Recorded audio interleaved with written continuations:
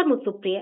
राज्य रे आरंभ हो सारी खरीफ धान बिक्री एवं प्रथम दिन ही अड़ुआ परिस्थिति सृष्टि होइतिला। संबलपुर रु प्रथमे खबर आसिला जे बस्ताटी भी धान बिक्री हो पारलानी कारण कौनसी प्रकार व्यवस्था होई नथिला। मंडी रे मिलर को सहित गोटे मुहामुही परिस्थिति रहितिला। सरकार को पाखरे मिलर कर किछि प्रस्ताव थिला जहा ग्रहण होई नथिला बोली सेमाने जिद रो अटल थिले। एपटे चासी सरकार मिलर कथबार्ता भितर सेमाने पेशी हेतिले एवं तांकर धान बिक्री को नेकरी समस्या हेतिला। बहुत किछि प्रशासन सहित मुहामुही परिस्थिति हैला। ता परवर्ती समय रे आसिला संबलपुर परे बरगड़ रो कथा थिला। जिलार चासी मान ठारू धान किणा जिबार व्यवस्था आरंभ होई सारछि। दीर्घ समय आलोचना परे प्रशासन रो प्रतिश्रुति मिलिला एवं उपजिलापाल समवाय विभाग अधिकारी सूचना मुताबक पी पास जरिया चाषी नियम अनुसार धान किणा जीव बोली कुहागला। आमे जेतिकी सहज रे कथाटी कहूछु चाषी पई वास्तव रे से परिस्थिति सेतिकी सहज कोनोसी ऋतु रे होई न थाए। ए संपर्क रे आमे अधिक आलोचना करबा। हम सहित चाषी नेता अजित शतपथी रहिसंती। अजित बाबू स्वागत करूछि आलोचना को। वास्तविक भाव में प्रत्येक ऋतु रे जेतेबेले धान बिक्री रो कथा आसुछि मु आपण मानक सहित आलोचना करूछि। कोनोसी गोटिए ऋतु रे भी सब किछि व्यवस्थित हेकरी हबो ताहा देखा जाऊ नाही। कारण कोन देखंतु सुप्रिया चाषी मानक पाखरु धान किणा बिकाटा सरकार माने आगरु जानि छन्ते जे गोटे पर्टिकुलर सीजन आसीबो। अक्टोबर मासरे डीएलपीसी मीटिंग हेबो गाइडलाइन रे अछि। नवेम्बर 1 रो मार्च 31 पर्यंत धान किणा बिका हेबो। आमे बहुत वर्ष हैला विगत सरकार रे 24 वर्ष एई सरकार रो पाखा पाखी 1.5 वर्ष ऊपर हैला 16 मास हैला आमे समस्त जानि छु जे चाषी मानक पाखरु धान किणा हेबो। किंतु से धान किणा हैला बेलकु सरकार जेतेले धान किणा टाइम आसीबो सेतेबेले कहिबे जे आम पाखरे भित्तिभूमि नाही। मिलर मानक ऊपर आमे डिपेंड करूछु। मिलर माने जेतेले मना कर दउछंती आमे धान किणा बिका प्रक्रिया रे शामिल हेबु नाही। सेतेबेले सरकार को गोटे चिंता पड़ी जाइछि। कारण देखंतु कोटी कोटी टंका आपनकर मंदिर आरएमसी गुडा करे पड़ी रहिछि। सरकार जेतेबेले प्रकृति रे देखिबा गला सरकार गोटे मिडिल मैन रो भूमिका निर्वाह करंती। एफसीआई पैक्स जरिया रे धान किणा बिका करे सरकार से विशेष किछि सेथिर रोल नाही किबा मिलर मानकर कोनोसी भूमिका सेथिर नाही। किंतु आपण देखंतु दुर्भाग्यर विषय माने गोटे व्यवस्था थिला सत्ते व्यवस्था जेतेले विकलांग एवं पंगु अवस्था को चली आसे एही परि अवस्था सृष्टि हो। आपण देखंतु जेतेबेले मिलर माने कहिले मिलर मानकर चापरे सरकार नई गले मुंडो नयबाकू पड़ला। जब चाषी माने आंदोलन करछंती चाषी माने दाबी करछंती चाषी मानक आपण देखंतु आज गोटे मास परे आज आपनकर धान किणा बिका प्रक्रिया आरंभ होछि।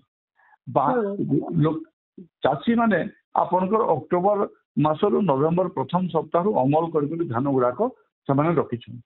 जदि सेमाने जो खर्च करिसंती तांकर जो खर्च लागिछि से धान टका जदि बिक्री करिथांते मंडी माध्यम रे ताहले सेमाने जो पैसा पाइथांते सेमाने तांकर ऋण सुझी थांते जो औषध हैला ट्रैक्टर हैला लेबर कॉस्ट हैला से गुडा को देथांते जहा किछि पैसा बोलला सेमाने ताकू नै थांते। किंतु आज गोटे विकल परिस्थिति भितरे ओडिसा रो धान किणा बिका प्रक्रिया गति करूछि। प्रथमे तो आपण देखिथिबे गोटे द्वंद्वात्मक घोषणा मान आसिला किए कहिले जे नवेम्बर 20 तारिख रु धान किणा बिका हेबो केते बेले कहले जे डिसेंबर 25 रु धान किणा बिका हेबो। गो गोटे गोटे जगह रे आपन जनवरी मास रे धान किणा बिका हेबो। एवं बरगड़ जे डीएलपीसी मीटिंग रे आपण तो देखिथिबे से चित्र चाषी मान को गिरफ करी चाषी माने आंदोलन रो तो चाषी मान को गिरफ करी उग्रपंथी आतंकवादी बोलिया आचरण करी करी डीएलपीसी मीटिंग हला। तो कहबार तात्पर्य हला जो चाषी मानकर स्वार्थ रे आपण जहा पई आपण डीएलपीसी मीटिंग आपण करछंती सेमानको आपण गिरफ करिवार किछि जस्टिफिकेशन नै। कारण हला जो ग्राउंड रियलिटी सेमाने आ जाय करे मीटिंग रे कहबे ता पई कोन विधि व्यवस्था प्रक्रिया करबे प्रशासन सरकार ता ऊपर सेमाने आलोकपात करबे एवं सेही देव को आपण जते बेले देखिबे एवं ता पई किछि व्यवस्था करबे ताहले सुरखुरे धान किणा बिका हेबो। आज के स्पष्ट भाव रे आपण देखंतु जे प्रत्येक मंडी रे आपनकर मिल रो एजेंट माने आसिकरी सेमाने धान क्वालिटी करछंती। आज आमे संयुक्त कृषक संगठन तरफ जेतेले कोलापाड़ी मार्केट यार्ड जेतेले निष्पत्ति हला सेतरे आमे रोकठोक कहिछु जे एई क्वालिटी चेक नारे कोनोसी मिलर एजेंट आसिकरी धान रो माने चाषी को धान को स्पर्श करिवे नाही। जहा करिवे पैक्स करिवो किबा आरएमसी करिवो। हां माने मिलर संगे किछि चाषी रो किछि नेण देण नाही। किछि नाही से मिलर न केउ ମିଲର ନ କିଣୁ ମିଲର ମାନେ ଏମିତି ତ ଆପଣ ଦେଖନ୍ତୁ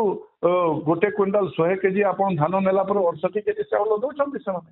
ବାକି ଯୋଉ 20 କେଜି ଆପଣଙ୍କର କୁଣ୍ଡା ହେଲା 5 କେଜି କଣକି ହେଲା 7 କେଜି ଯୋଉ ଖୁଦ ହେଲା ତାର ତ ହିସାବ ଆଜି ପର୍ଯ୍ୟନ୍ତ ସରକାର ରଖି ନାହାନ୍ତି। ଆପଣ ବିଗତ 10 ବର୍ଷରେ ଦେଖିବେ ବୋଲେ ଲକ୍ଷ ଲକ୍ଷ କୋଟି ଟଙ୍କାର ଗୋଟେ ବାଟମାରଣା ହେଇଛି ଯୋଉଟା କି ମାନେ ପ୍ରଶାସନ ସରକାର ନେତା ମନ୍ତ୍ରୀ ପ୍ରଶାସନିକ ଅଧିକାରୀ ମିଲ୍ ମାଲିକ ତାଙ୍କ ଭିତରେ ସଲାସୁତରା ହେଇକରି ହେଇଛି। ଆଜ୍ଞା ଆଜି ଯଦି ବରଗଡ଼ରେ ଯଦି କଥା ଦେଖିବା 4 ଦିନ ପରେ ମଣ୍ଡି ଖୋଲିଛି ଏବଂ ଗୋଟେ ସ୍ୱାଭାବିକ ପରିସ୍ଥିତି ଫେରିଛି ବୋଲି ଯାହା ଆପଣ କହୁଛନ୍ତି ବର୍ତ୍ତମାନ, କିନ୍ତୁ ଟୋକନର ଟେନସନ ସେଇଟା ଟଳିଛି। ଦେଖନ୍ତୁ ସୁପ୍ରିୟା ଟୋକନର କଥା ଆଜି ମଧ୍ୟ ଚାଷୀ ମାନେ ବୁଝିପାରି ନାହାନ୍ତି। ଆମ ପାଖକୁ ବହୁତ ଗୁଡ଼ାଏ ତଥ୍ୟ ଆସୁଛି ସେମାନେ ତାଙ୍କ ଟୋକନ ଜେନେରେଟ ହେଇଛି ଯାହା ଦଉଛନ୍ତି। ଝାରବନ ବ୍ଲକର ବିଲାସପୁର ଗାଁରେ ତୁଲାରାମ ଭୋଇ ବୋଲି ଜଣେ ଚାଷୀ ସେ ଆମ ପାଖକୁ ପଠେଇଥିଲା। ସେ 13 ଏକର ଜମି ପଞ୍ଜୀକରଣ କରିଛି ଏବଂ ତା ପାଖକୁ ଆସିଛି 12 କ୍ୱିଣ୍ଟାଲ 61 କେଜି ଧାନ ସେ ବିକ୍ରି କରିପାରିବ ଟୋକନ ଆସିଛି। ଦ୍ୱିତୀୟରେ ହେଲା ଯେ ଏଇ ଯୋଉ ପଦମପୁର ରାଜଗୁଡ଼ା ସମର ବ୍ଲକ ଡୁଙ୍ଗରିପାଲି ଗାଁର ଚମରୁ ପ୍ରଧାନ ତାର ସେ 4.5 ଏକର ଜମି ପଞ୍ଜୀକରଣ କରିଥିଲା 1 କ୍ୱିଣ୍ଟାଲ 31 କେଜି ବିକ୍ରି କରିବାକୁ ଟୋକନ ଆସିଛି। ତ କହିବାର ତାତ୍ପର୍ଯ୍ୟ ହେଲା ସରକାର ଗୋଟେ ମାନ ନିର୍ଦ୍ଧାରଣ କରୁଛନ୍ତି ଯେ ଅଣଜଳସେଚିତ ଅଞ୍ଚଳ ପାଇଁ 13 କ୍ୱିଣ୍ଟାଲ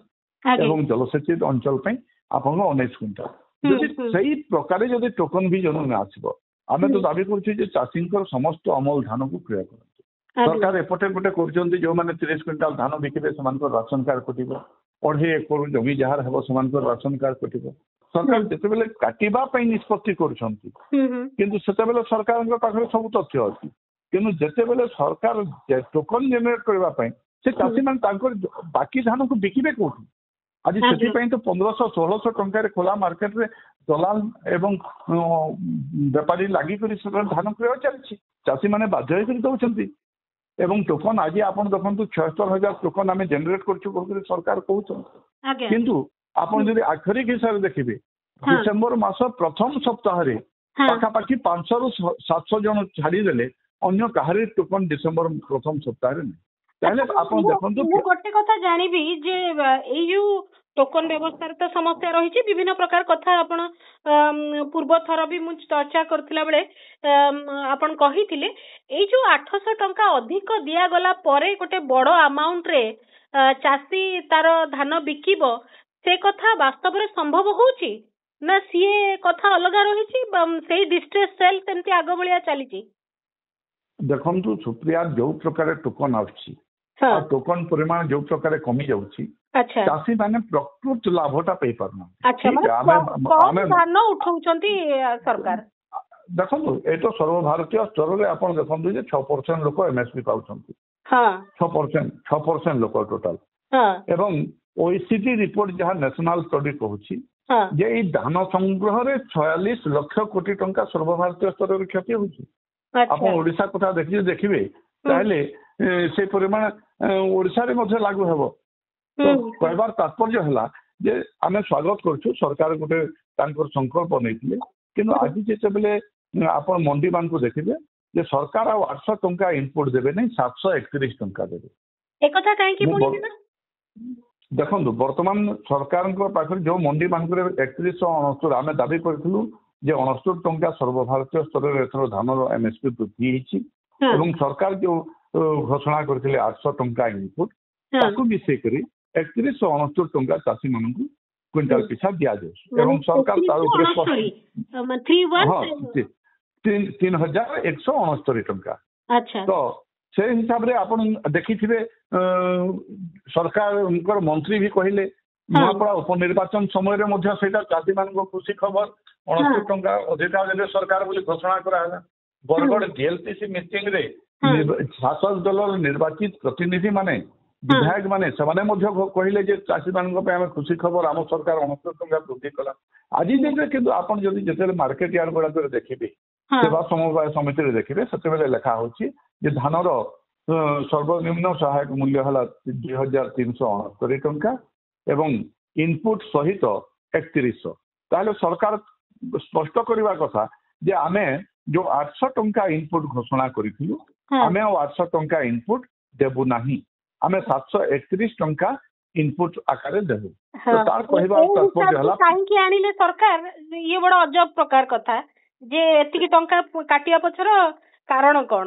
आज्ञा एवं ताहा सरकार को पाखरे स्पष्ट करू नांती तांकर कोनोसी घोषणा नाही कैबिनेट निष्पत्ति नाही एवं द्वितीय कथा हला जे आपण देखो जदि प्रति वर्ष जदि 100 टंका 69 टंका 50 टंका बढ़ी बढ़ी जीवो ताले सरकार को 800 टंका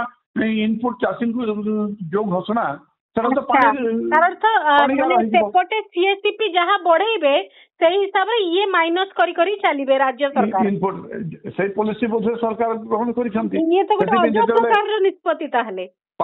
ताहले जेतेले निर्वाचन वर्ष को जीवे सरकार को पाखे पाखे 200 300 टंका इनपुट देबा को पड़ुथबो बाकी पैसा तो सीएससीपी रेट रे प्रति वर्ष धान रो सहायक मूल्य वृद्धि हेबो गत वर्ष 117 टंका वृद्धि हेतिला एथर 70 टंका हेछि आगामी वर्ष हुए तो 70-80 टंका ही पारे प्रति वर्ष यदि 70-80 टंका गला ताले सरकार को आ इनपुट देबा को पड़िबोन ताले आपण काहे कि संकल्प पत्र आनुचंती काहे कि चाषी को गोटे वोट लुभाइबा पे आपण घोषणा करचंती एवं जदि ओडिशा सरकार को सामर्थ्य नाही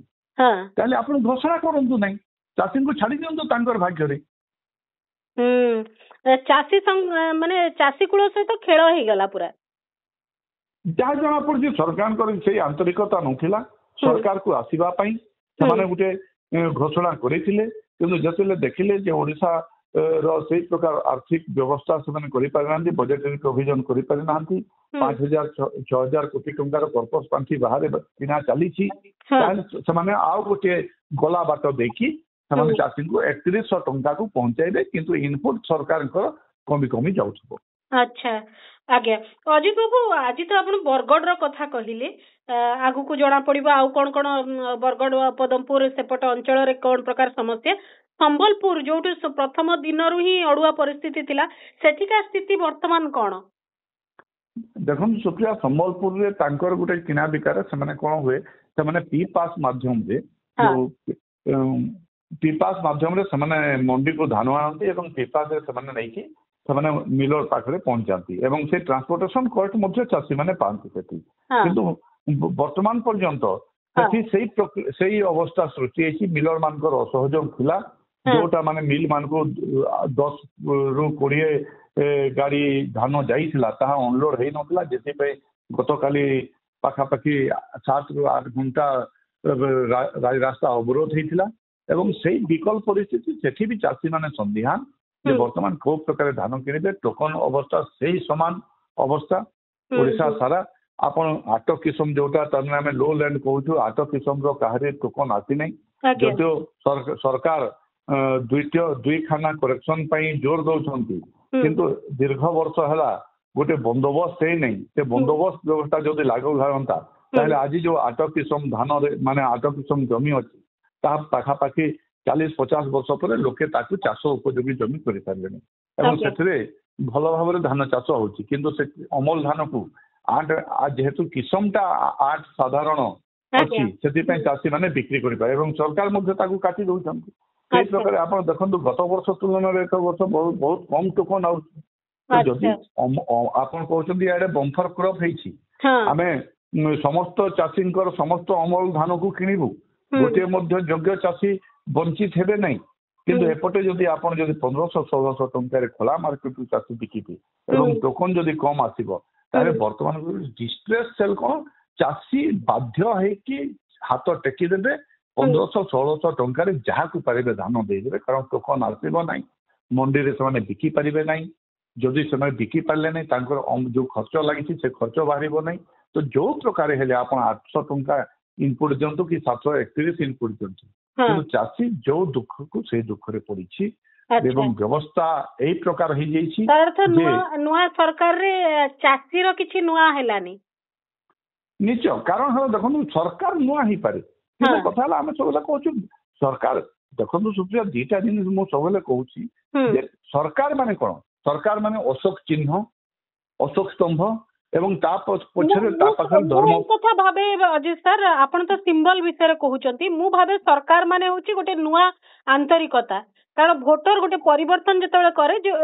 राजनैतिक आंतरिकता कोन इच्छा शक्ति कोन सेथिरे कोन परिवर्तन हैला ता भी तो गुरुत्व रखे